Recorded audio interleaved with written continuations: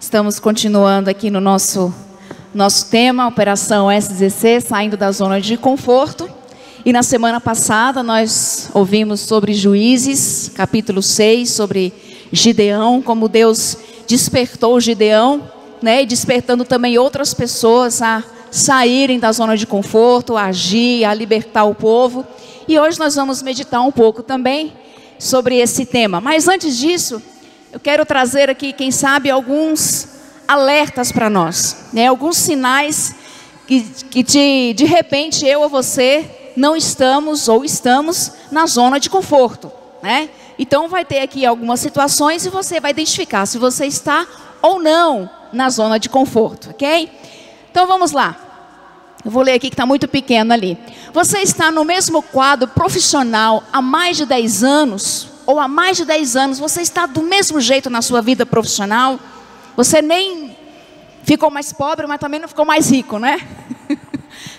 Não perdeu dinheiro, mas também não ganhou. Quem sabe você está na mesma, faz 10 anos, e a sua vida profissional, a sua carreira profissional está do mesmo jeito. É um sinal de que você está na zona de conforto. O que mais?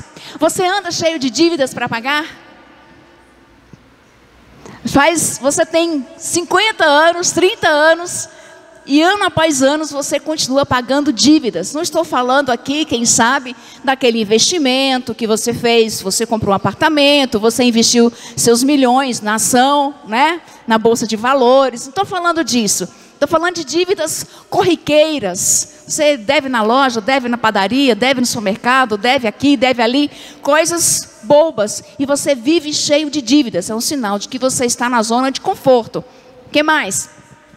Você está vivendo a mesma crise no relacionamento? Você tem 10 anos, 15 anos, 20 anos de casado, 5 anos de casado e a mesma crise. Ou a mesma crise no relacionamento com o filho, com a mãe, com o pai, com o profissional, com o colega, com o amigo, enfim. É um sinal de que você está na zona de conforto, você não evoluiu, né? O que mais? Por muito tempo e você continua sofrendo por alguém ou por algo que aconteceu. Ai, porque na minha infância, na minha adolescência, porque há 10 anos atrás você continua sofrendo por alguma coisa que aconteceu lá no passado e você não consegue sair disso. Um sinal de que você também está na zona de conforto. Tem várias coisas que você deseja fazer, mas não iniciou nenhuma delas ainda. Quer ver? Todo início de ano você fala, esse ano eu vou ler a Bíblia toda. Aí chega em abril, você não passou de Gênesis capítulo 2. Né? Aliás, no ano passado, né, Jonas e Sol incentivaram aí a leitura anual da Bíblia. Alguns permaneceram, alguns começaram, mas eu sei que alguns pararam no meio do caminho. Quem conseguiu terminar? Olha, 3 pessoas conseguiram. Parabéns, vocês são vitoriosos. Mas eu sei que no dia que foi lançado o desafio aqui, metade da igreja levantou a mão. E olha só, 3 apenas conseguiram terminar. No início do ano você fala assim, porque esse ano eu vou emagrecer. Aí chega em maio, você engordou 3 quilos. No início do ano você fala assim, porque esse ano eu vou, né? Vou dar uma alavancada na minha vida profissional. E aí passa o ano e você não fez mais nada. Ou seja, é um sinal de que você está na zona de conforto e que a vida não está acontecendo de forma positiva, como poderia acontecer. Esse aqui é só um exemplo. Mas início de ano é o momento que a gente faz a lista enorme e chega no meio do ano, a gente não cumpriu 2 itens da lista. É um sinal de que a gente continua patinando na vida, né? E muitas vezes a gente não consegue sair dessa zona de conforto. E o fato de ser zona de conforto não significa que é confortável. Ok? O nome já começa com zona. Né? É uma zona. Quando você chega num lugar que está todo bagunçado, o que você fala? Aqui está uma zona, está bagunçado. Aí uma zona de conforto. Não significa que pelo fato de ser conforto, é confortável. A zona de conforto, nem sempre ela é confortável. Por isso que muitas pessoas ficam presas em vícios, em relacionamentos abusivos, em situações constrangedoras, porque é uma zona de conforto. Porque às vezes o fato dela estar ali mas está ruim, não está tão agradável, mas pelo menos é o que ela sabe. Porque o desconhecido sempre traz um desconforto, sempre traz uma insegurança. E a pessoa às vezes continua nessa zona de conforto, mas desconfortável. Ok? Então, é só um alerta. O fato de ser zona de conforto não significa que ela é confortável. E nós vamos meditar, então, ainda no livro de Juízes, capítulo 5. Nós vamos ler apenas o versículo 12 a 18, mas antes disso, eu não projetei, você pode abrir a sua Bíblia aí. Juízes, ok? Lá no início da Bíblia, o sétimo livro da Bíblia. Juízes, capítulo 5. Semana passada nós vimos Juízes, capítulo 6.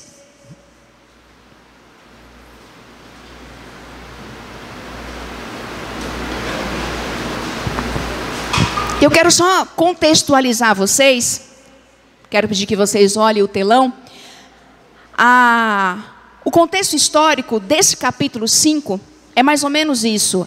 É um cântico de Débora, né, que é também um destaque na Bíblia, porque foi a única mulher que se levantou como juiz em Israel para julgar o povo. Ela era uma profetisa. E ela se levanta para liderar uma grande libertação do povo de Israel, da opressão e da escravidão contra os cananeus. E Gideão foi despertado por Deus para libertar o povo da escravidão dos midianitas. Então, em cada momento Deus levanta alguém. Então, no capítulo 5, Débora, que é a profetisa, e Baraque, que é o capitão do exército, eles cantam um cântico, né? E aqui é algo bem contextualizado. Eles cantam o que eles estão vivendo. E no capítulo 5, versículo 1 e versículo 2, é o chamado e é o preparo para essa guerra. É a consagração e é o louvor desse povo que está se preparando para a guerra. E é muito interessante que em muitos momentos em que o povo está indo para a guerra, Deus manda eles cantarem, Deus manda eles louvarem, eles se consagrarem, estão se preparando para a guerra, ok? E eu acho que isso também é um recado para nós, que a guerra espiritual exige também da nossa parte uma consagração e o louvor. No versículo 3 e 5, é o Deus Todo-Poderoso se levantando e indo em direção a esse povo para guiá-los nessa guerra. No versículo 6 e 8, mostra as consequências que o povo está vivendo por causa do afastamento de Deus. O povo estava pobre, o povo estava aflito, o povo estava triste e errante, por conta dessa aliança que eles romperam, porque eles começaram a adorar outros deuses. E no versículo 9, 10 e 11 é o chamado para entrar na guerra. Então, nesses versículos, a Débora, como a pessoa despertada por Deus, ela diz assim: vocês que andam em jumentos brancos, que eram as pessoas ricas daquela nação, vocês que se assentam em tapetes luxuosos, que eram os grandes comandantes, né, as pessoas influentes da nação, e vocês que são andantes, vocês que andam pelo caminho, que são as pessoas pobres. Então, o convite para entrar na guerra é lançado a todo mundo, rico, pobre, velho e pequeno, para entrar nessa guerra. E aplicando para nós aqui, é a Operação SCC, que é apresentada para todo mundo. O desafio está sendo lançado para todo mundo, amém? Nós não estamos escolhendo algumas pessoas para entrar nesse desafio. O desafio está sendo lançado para toda a igreja, para todo aquele que quiser se posicionar. E aí, então, do versículo 12 ao versículo 18, é a resposta do povo ao chamado de Débora e Baraque para entrar na guerra. E é nesses versículos que nós vamos nos atentar. A resposta que o povo dá. Da mesma forma, a gente quer ver a resposta dessa igreja, dessa comunidade, a esse grande desafio, para sair da zona de conforto, para se engajar no ministério, para aceitar o desafio da célula ID, para se envolver na vida profissional, na vida familiar, aceitando o desafio para entrar na guerra. E é interessante que o texto mostra aqui algumas respostas, e nós vamos ver essas respostas, e nós vamos ler para isso, do versículo 12 até o versículo 18. Você pode acompanhar aí na sua Bíblia que você abriu. Versículo 12 diz assim: desperte, Débora, desperte, desperte, desperte, e rompa em cânticos. Levante-se, Baraque, leve presos os seus prisioneiros ao filho de Abinoão. Então desceram os restantes e foram aos nobres. o povo do Senhor veio a mim contra os poderosos. Versículo 14, alguns vieram de Efraim, das raízes de Amaleque. Benjamim estava com o povo que serviu você. De Maqui desceram comandantes. De Zebulon, os que levam a vara oficial. Os líderes de Issacar estavam com Débora, sim. Issacar também estava com Baraque, apressando-se após ele até o vale. Nas divisões de Ruben, houve muita inquietação. Por que vocês permaneceram entre as fogueiras a ouvir o balido dos rebanhos? Nas divisões de Ruben, houve muita indecisão. Gileade permaneceu do outro lado do Jordão. E Dan, por que você se deteve junto aos navios? Asser permaneceu no litoral e em suas enseadas ficou. 18. O povo de Zebulon arriscou a vida, como fez Naftali nas altas regiões do campo. Amém? Então, quando a gente lê esse texto com um olhar mais criterioso, nós vamos entender a resposta e a posição de cada tribo que foi convocada para entrar nessa guerra. E o que me chama a atenção aqui também nesse texto é no versículo 12, que diz assim: desperte, Débora, desperte, desperte. E ela repete 3 vezes isso. A própria Débora está cantando essa canção. E ela mesma está olhando para ela e dizendo: desperta, sai desse comodismo, sai dessa zona de conforto, levante-se, Baraque, comandante do exército, e vamos lutar. E o que me chama a atenção aqui é exatamente que o alerta é dado pelos líderes, e a operação começa por eles. A resposta a esse chamado, ao não se conformar com a situação em que o povo está, eles, como os líderes, se levantam e dizem: nós precisamos primeiro sermos despertados em Deus. E eles colocam exatamente isso: levanta, desperta, leve prisioneiros. Ou seja, vamos lutar, vamos fazer o que precisa ser feito. E aí ele continua aqui: uma pessoa que é despertada por Deus é motivada a despertar outros. Uma pessoa que é despertada por Deus é motivada a despertar outros. Ninguém que é despertado por Deus fica sozinho no seu canto dizendo: porque Deus me avivou, porque Deus me motivou. E ele fica parado. Quando nós olhamos para a igreja em Atos dos Apóstolos, quando Deus está derramando do seu Espírito, avivando a igreja começa a evangelizar, os pobres começam a ser supridos, porque a igreja entende essa necessidade, os enfermos começam a ser curados e restaurados, e a cada dia Deus ia acrescentando aqueles que iam sendo salvos. Então, aqui, o versículo 12 é a largada. É o momento de partida em que os próprios líderes estão se despertando. Então, a partir desse despertar de Deus, eles vão despertar outras pessoas também. E vai lançar o desafio. Então, nós podemos aplicar aqui, o desafio está sendo lançado pela liderança, pelo seu pastor, pela sua liderança. E nós vamos ver as possíveis respostas que nós teremos, né? Aqui nesse texto está claro algumas respostas, e nós vamos ver aqui as possíveis respostas. No versículo 15, nós temos a resposta dos apressados. O que está escrito lá?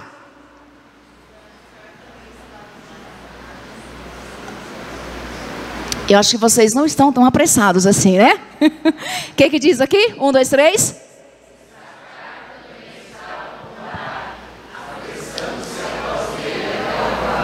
Olha, esse é o apressado. Ele ouviu o chamado para lutar na guerra, e a hora que ouviu assim: o quê? Guerra é com a gente mesmo, nós vamos lá.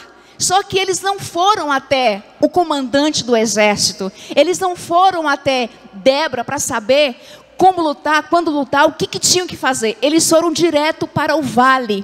E o contexto histórico vai dizer que eles chegaram lá e não estava acontecendo nada, porque o povo estava se preparando para a guerra, e eles já queriam entrar na guerra direto. O que nós entendemos aqui? Que eles aceitam o desafio, mas eles agem de forma precipitada.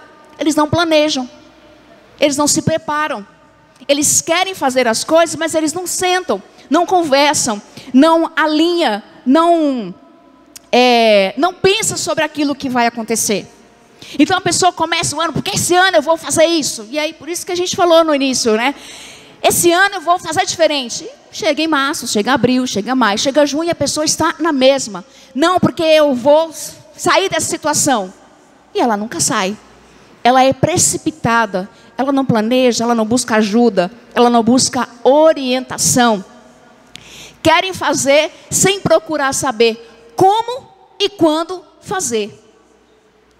Eles querem fazer. Há uma motivação, mas eles não se preocupam em como ou quando fazer. E acaba que quando fazem, faz de forma equivocada.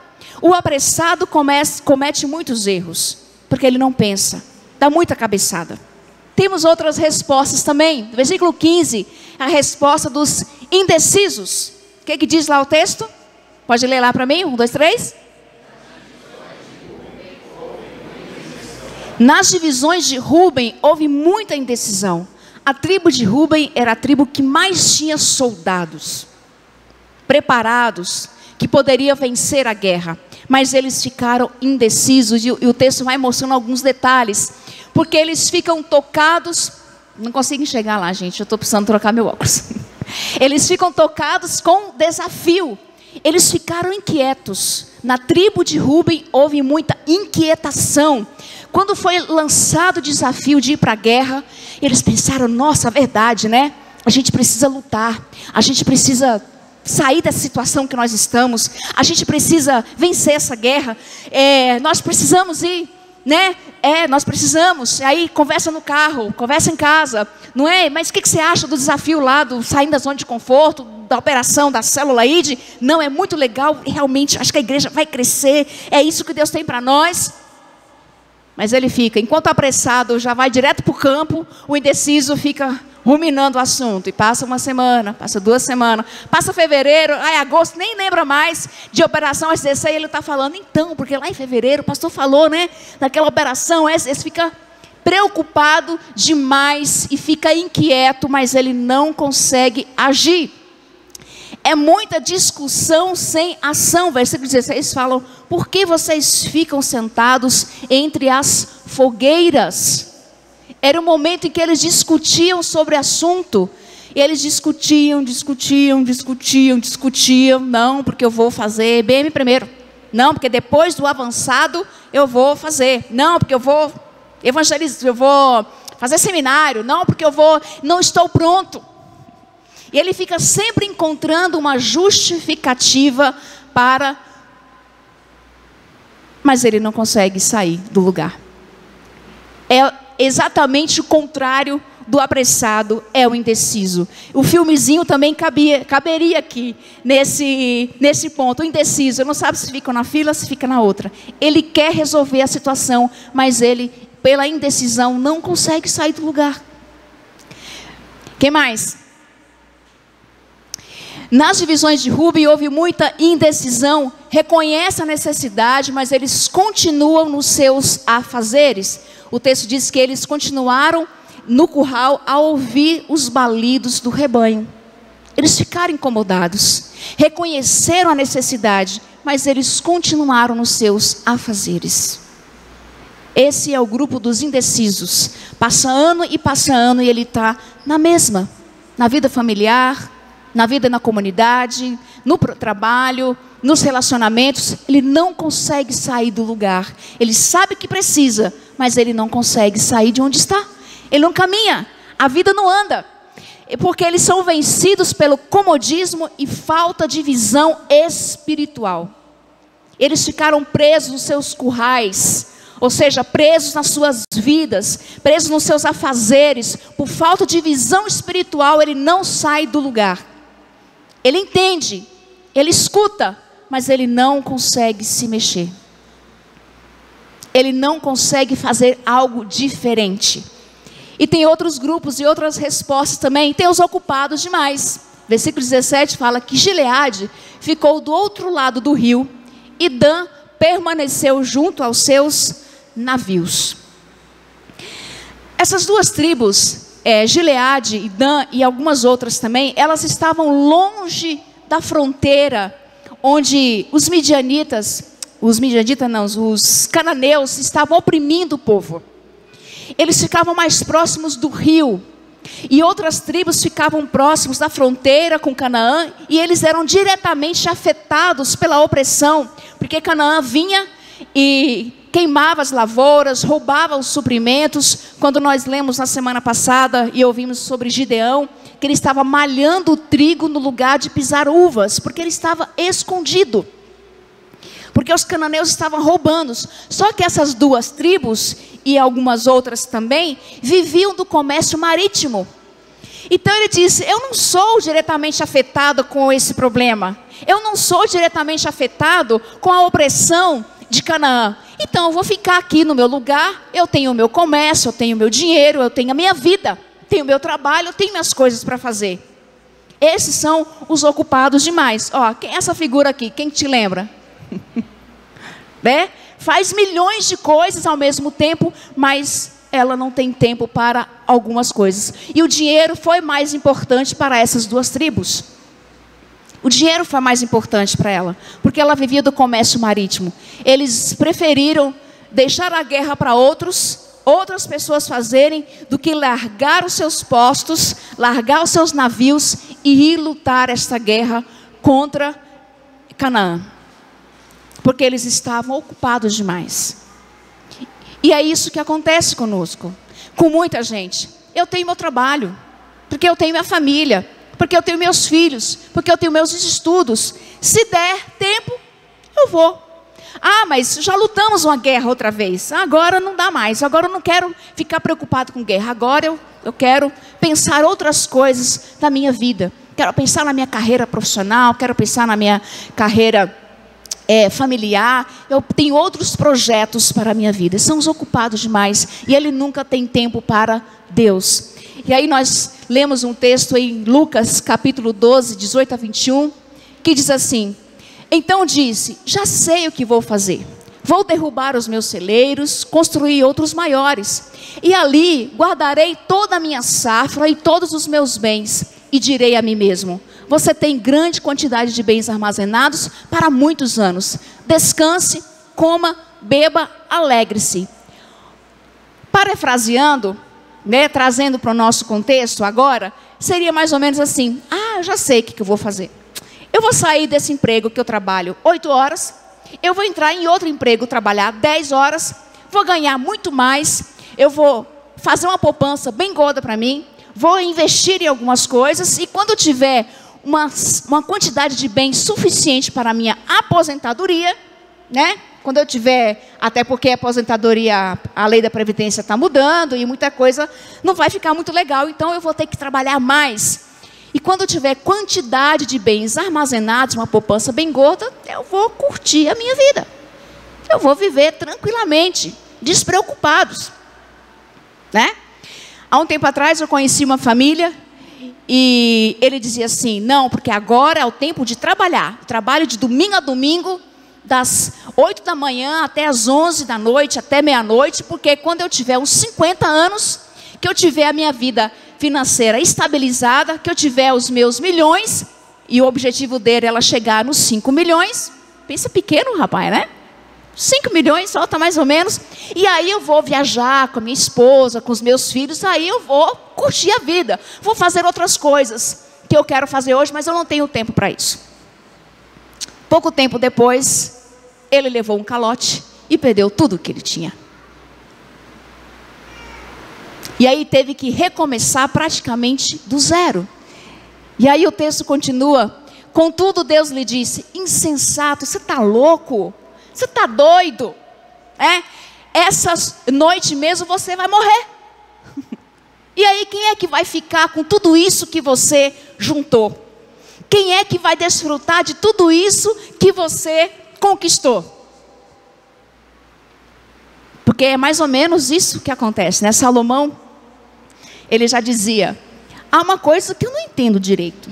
A gente trabalha, ganha, junta, morre e deixa tudo que a gente juntou para quem não trabalhou um dia para conquistar aquilo.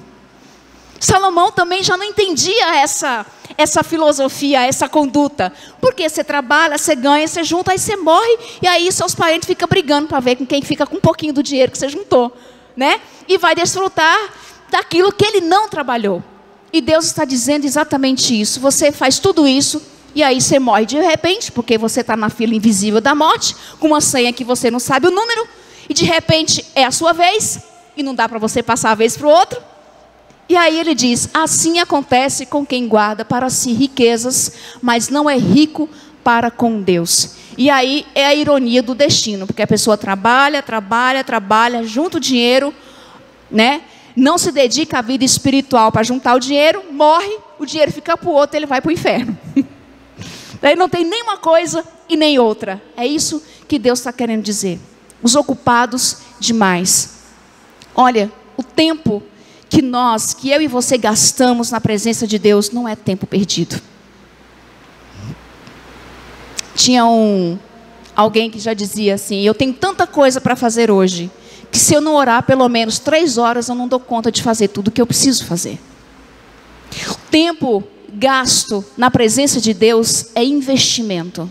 Imagine aqueles milhões que você gostaria de ter investido e aqueles milhões rendendo mensalmente. Muito mais que isso é o tempo investido na presença de Deus. O tempo que você passa lendo a Bíblia não é tempo perdido. O tempo que você gasta orando não é tempo perdido. O tempo que você gasta participando dos cultos não é tempo perdido. Eu imagino que você já deve ter passado por essa experiência. Aquele dia que você tinha tanta coisa para fazer, mas você estava tão aflito, que você levantou e a primeira coisa que você fez foi fazer o seu devocional. Você acordou, não, falou, hoje eu vou fazer diferente. Você orou, você leu um texto bíblico, você se colocou diante de Deus. Como foi o resto do seu dia? Parece que as coisas fluem, né? Parece porta de shopping, você vai andando e elas vão abrindo sozinhas. Não é assim? Eu já tive essa experiência. Atolado em tanta coisa para fazer, eu vou deixar para orar à noite, para fazer meu devocional à noite. Aí chega à noite, você já está de farolzinho embaixo, né? A pilha já está na reserva, e você não aguenta mais e você acaba indo para a cama sem separar aquele tempo.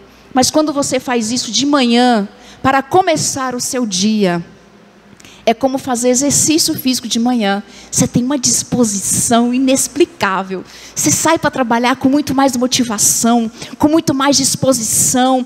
E você consegue pensar melhor, você consegue render melhor no seu trabalho, você consegue se relacionar melhor com as pessoas, porque você tem dopamina, serotonina na veia.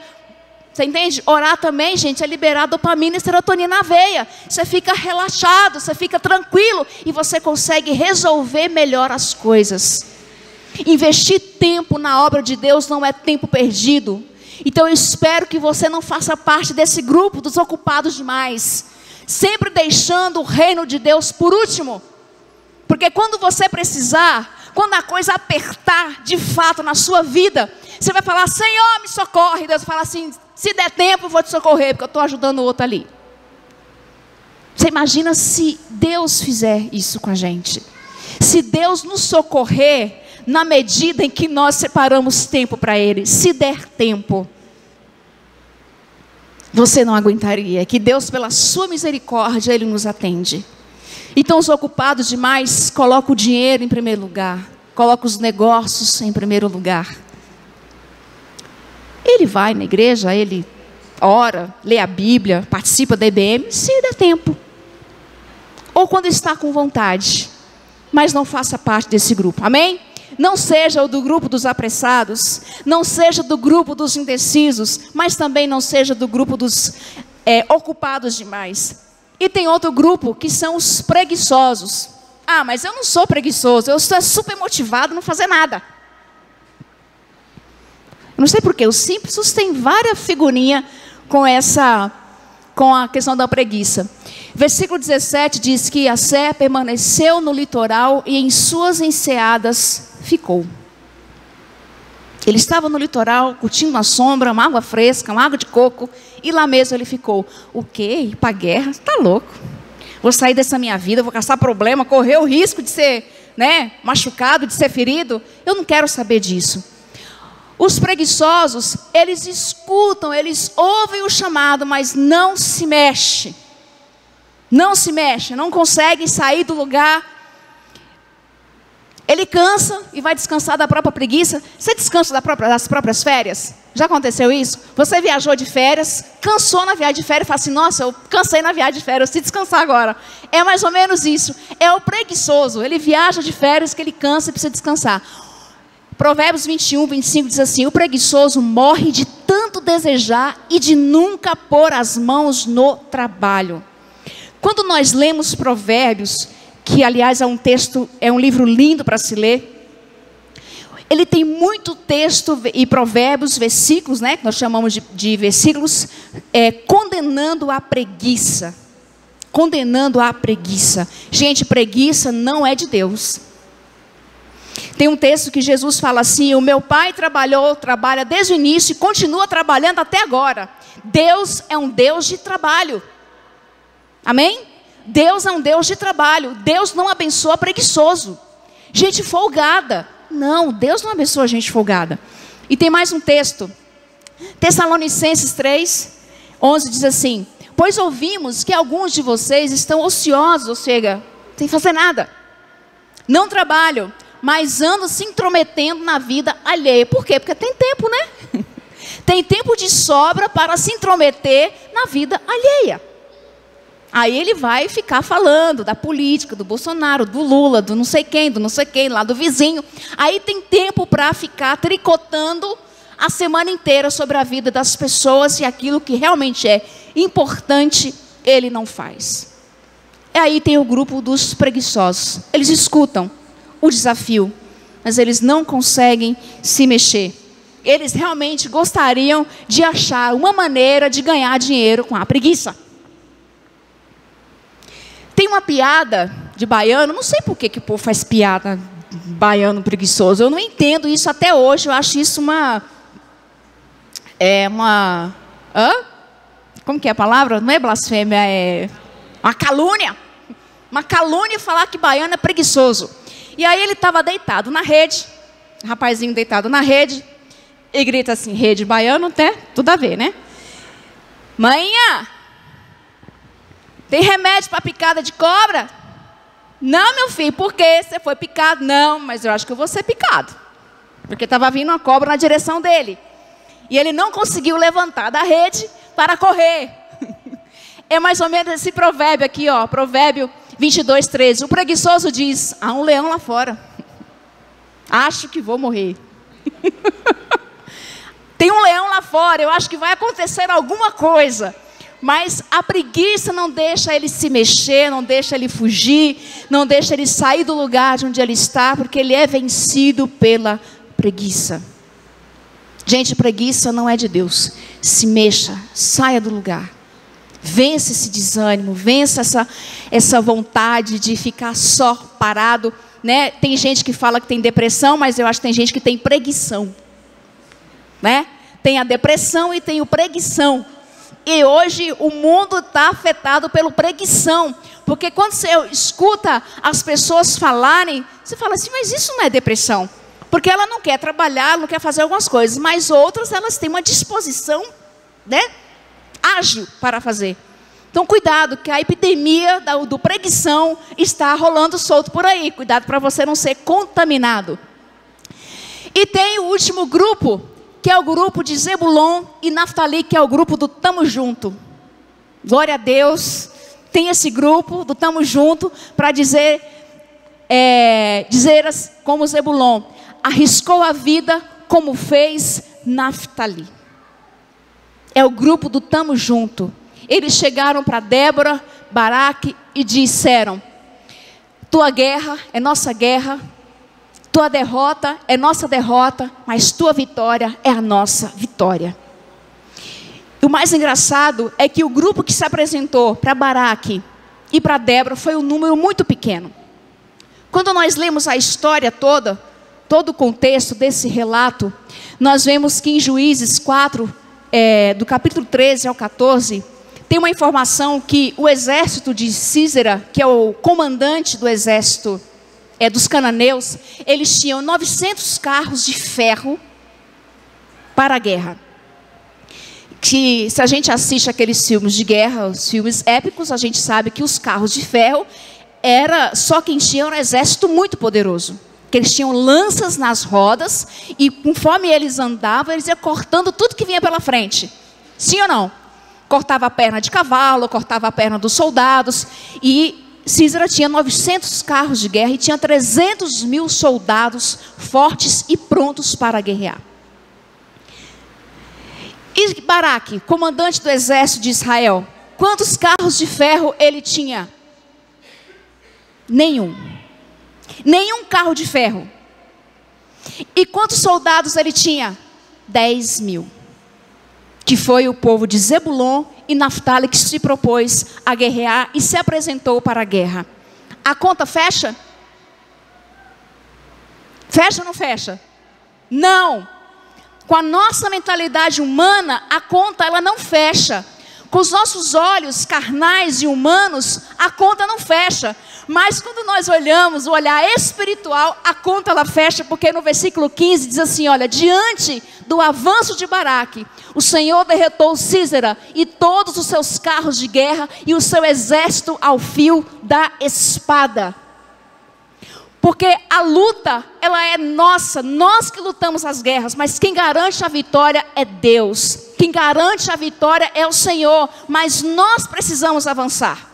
Se você quer ser abençoado por Deus, você precisa se mexer. Não adianta você ficar deitado na rede, tem remédio para mordida de cobra. Não vai adiantar. Você precisa se mexer, você precisa avançar. Esse é o grupo do Tamo Junto.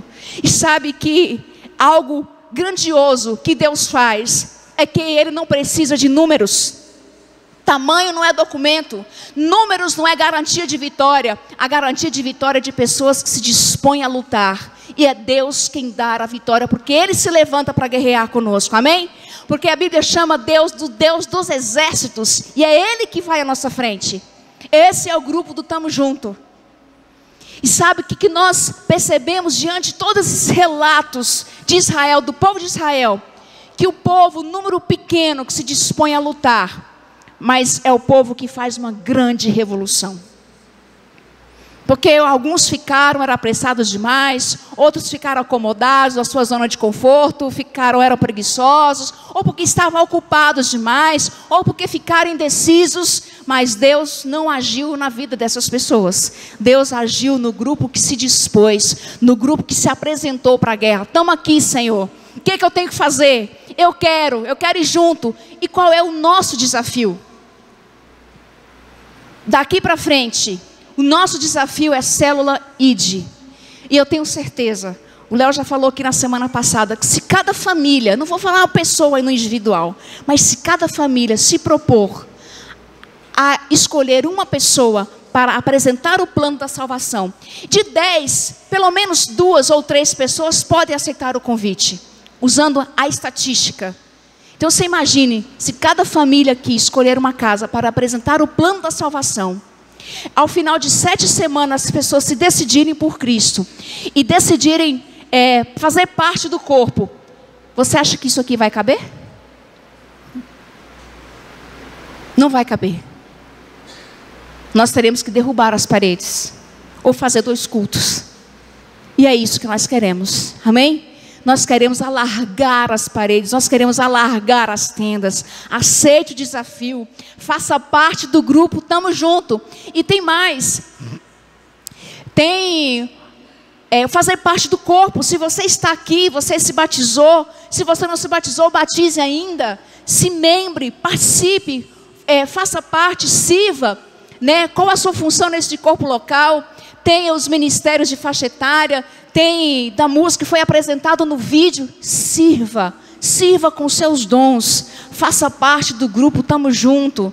Não fique no grupo ocupado demais, ou no grupo dos apressados, ou no grupo dos preguiçosos, ou dos indecisos, que passa ano após ano, e você fica sentado no seu lugar e não se mexe. Tira a poupança da cadeira e vamos trabalhar, gente. Vamos trabalhar, que existem pessoas sedentas pelo Evangelho de Jesus. Porque existem muitas pessoas religiosas no Brasil, Mais de 33 milhões de evangélicos. E a corrupção continua do mesmo jeito. A imoralidade continua do mesmo jeito. A injustiça social continua do mesmo jeito. Então nós precisamos levar o evangelho de Jesus a essas pessoas, servindo com aquilo que nós temos de melhor, com as nossas habilidades, servindo na comunidade e servindo as pessoas, levando o evangelho de Jesus lá fora. Aceite esse desafio, saia da zona de conforto, na vida profissional, na vida familiar, nos seus relacionamentos, nos seus estudos. Volte a estudar. Se você parou, volte a estudar, se mexa, avance, olhe para frente, amém? Então, qual grupo você está? Qual grupo você faz parte?